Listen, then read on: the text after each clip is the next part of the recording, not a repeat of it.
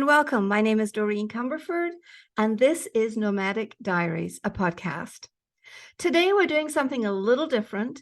This is not one of our normally recorded professional guests being interviewed. Today, I am participating in something called the National Podcasting Month. And for the NaPodMoMo or PoMo month, we are seeking to record one recording at least every day for 30 days. So with that in mind, I am just doing some very short recordings from content that I have created previously. Sometimes I read from the book Life in the Camel Lane, other times from other authors and some of our esteemed guests' writings. But today I am going to share with you a piece on death and dying for expats and when you're moving or considering living overseas. So let's just start here. Take a deep breath. If you live each day as if it was your last, someday you'll most certainly be right. Who said that? Steve Jobs said that, co-founder of Apple. So death and dying as an expat overseas, it's a very large topic that we don't visit very often.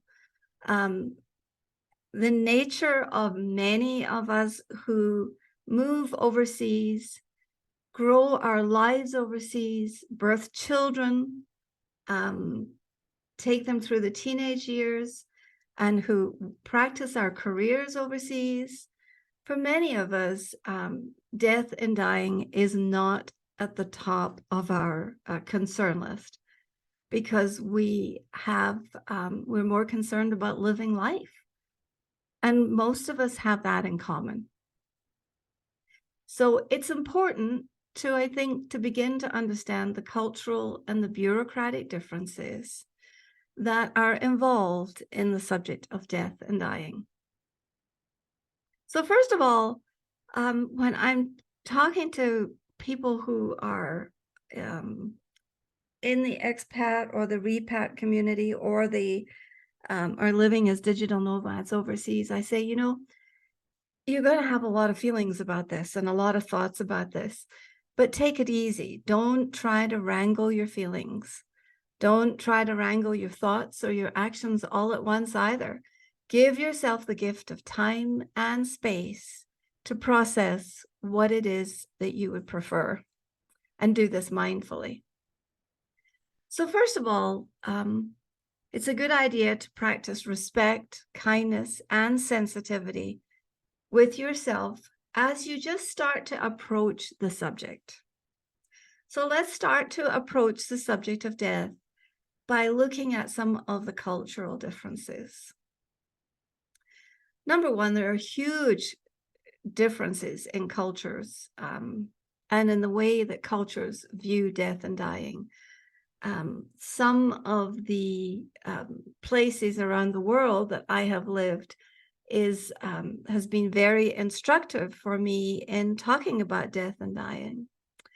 When we lived in Japan, for instance, we overlooked a temple, and when it was a Buddhist temple, and when there were funerals there, long solemn lines of people all dressed in black would show up with only white flowers, not a color would be seen that day. Everything was black and white. And then when we lived in Saudi Arabia, our experience was completely different. If an expat that we knew or someone that we knew had passed away, or a local Arabic person, their body would be spirited off and buried within a day. And we sometimes, there was no memorial, no practices.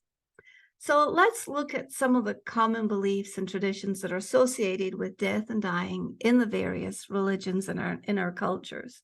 This is just the top line, okay? Reincarnation. In Hinduism and in other Eastern religions, where the soul is reborn into a new body. In other traditions, we believe in heaven and hell. Christianity and Islam teach a belief in an afterlife. where righteous people go to heaven. In the spiritual journey, some Native American tribes and indigenous tribes believe that death is a journey to the spirit world where the soul continues onwards. There's yin and yang. In Chinese philosophy, death is seen as part of the natural balance. Death is a transition. It is not considered an ending. And in Africa, where they use the principles to honor ancestral spirits, it's believed that the spirits of the ancestors continue to watch over and influence the lives of descendants. So there's a lot of beliefs, including things like memento mori and samsara in Buddhism. There's eternal rest in some cultures, such as here where I live, where we celebrate the Mexican Day of the Dead traditions. We have a belief in celebrating and remembering the deceased loved ones, believing that they rest peacefully in the afterlife. Body and soul separations. In some cultures, there's a belief that the death involves the separation of a physical body from the soul or the spirit, and the spirit goes on, of course, to another realm. So, and in natural transitions, in certain indigenous cultures, death is seen as a natural part of the life cycle, and individuals may be buried in a way that allows them to return at some point. So all of these beliefs shape the practices, the rituals, the attitudes, and our behavior. But of course, there's also our individual beliefs and how we were raised. So we have to also think about the importance of respecting our own cultural beliefs and our practices. And then not only respecting them, but identifying them, communicating with them, providing religious and spiritual support.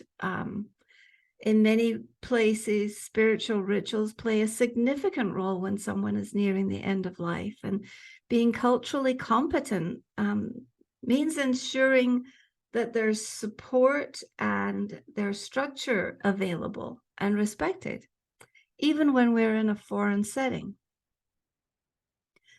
Of course, we have to consider end-of-life care preferences.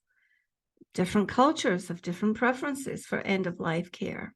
Some approve and use life-sustaining treatments or palliative care or hospice. In other cultures, that's not encouraged at all. Our funeral and burial practices are very different. And if you are living as an expat in a host country and you are unfamiliar with their funeral and burial practices, I highly recommend that you get to know what happens, what is the process, and how are people's deaths treated, and how are the bodies treated. Because we were quite shocked to learn that here in Mexico there was 24 hours after the death within which your body would be cremated, and that's even before they can let sometimes some of our family members know. So the practices are very, very important to learn. And if you're supporting family and friends overseas, their families and friends can also be from diverse cultural backgrounds. So it can be a little bit of a cultural competency nightmare, but it's better to find out in advance. How do people feel? What would you prefer? What is the preference of the dearly departed person? And it may also including understanding the grief and understanding the local bureaucracy and offering assistance with repatriation if you want to get that body home. The ethical considerations are also important because it may discussions about do not resuscitate or organ donation or the withdrawal of any life-sustaining treatment. So cultural competence kind of applies to all of this, including your documentation, of course, related. This includes things like knowing the local laws, knowing the regulations regarding death certificates, autopsies, and repatriation. Also, language can be a huge barrier. It's important to ask questions because we don't know what we don't know. When we arrived in Mexico a year and a half ago, we were not aware of many aspects of the traditions. We knew there was a culture of death and dying and obviously celebrating that, but we didn't look into the fact that there was, when we were buying a house in Mexico, it did not occur to us to ask, how do we get a Mexican will? And I have to tell you, today is the day we are going to get a Mexican will. We have to go to a notary's office, a specific notary who specializes in the death of expatriates in this country. And we have to sit in front of them and write out our entire will by hand. I understand that's part of the process because that's part of the culture of Mexico. The bureaucracy functions like that. So we had no idea. So what don't you know? What do you need to learn? What are you unaware of? Have you attended a funeral or a ceremony in this country you're living in for the end of life? And where to start? What is your history? I have a history of having lived in 9 countries. My mother died in Scotland, which was home for her. My stepmother died in Portugal while she was on a cruise ship. And thankfully, my dad died at home. But we have been in situations where we've been ready to get on planes and been told that we had lost a beloved and had to quickly exit the lounge and make our way out of the airport, getting our luggage, and to move on with the death of someone, because when that occurs, everything else has to stop. So I would ask you to please consider, what is your history or your story? What is your spouse's story? What is your family or origin story? And what is your family current makeup and status and your story? And where are you? Are you registered with the embassy? Does the consulate know that you're there? Does anyone in country know that you're there? It's very different dying overseas from it is when you're dying back home in your native culture. What does the local bureaucracy require? Are you familiar with the customs around death? Who's going to certify a death certificate? Is it the doctor, the EMTs, the hospitals?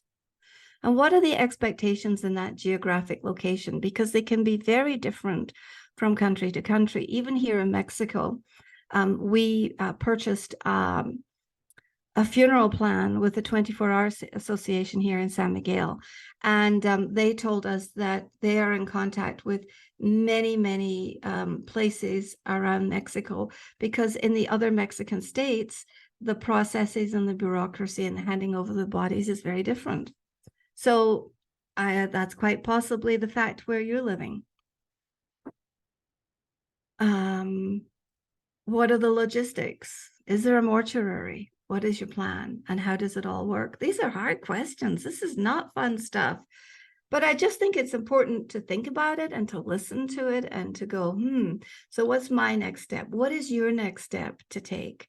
You don't have to do all this in one day. It's taken us months to get everything in place. Whatever your faiths and your religious preferences need to be also considered. So your different faiths require different procedures, perhaps considering your family's faith traditions. How closely do you want to stick to those? Do you want to create a new tradition? If so, have you let other people know what that is and how you want it done? And what conversations have you had with your family? And does your family of origin even come into this picture? So these are just some questions. The bottom line is, give yourself the gift of time and space to consider all these considerations. Step by step, you'll get there. The traditions can be meaningful, and which ones are meaningful to you? Rituals, are rituals meaningful? What is important to you? Write those 2 things down. That's a place to start. Cultural, if you're a cross-culture kid or a third culture kid, if you're a nomad, a digital nomad, a repat, or an expat? What is your family history and anything from the past that you want to visit as you look at the subject? Across the globe, there are traditions and cultures, and they're all very, very different.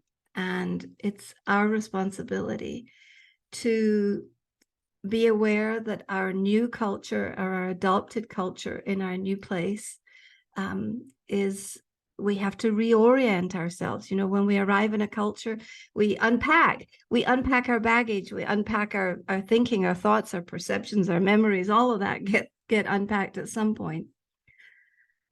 And just in closing, I'd like to say that the life that you have left is a gift.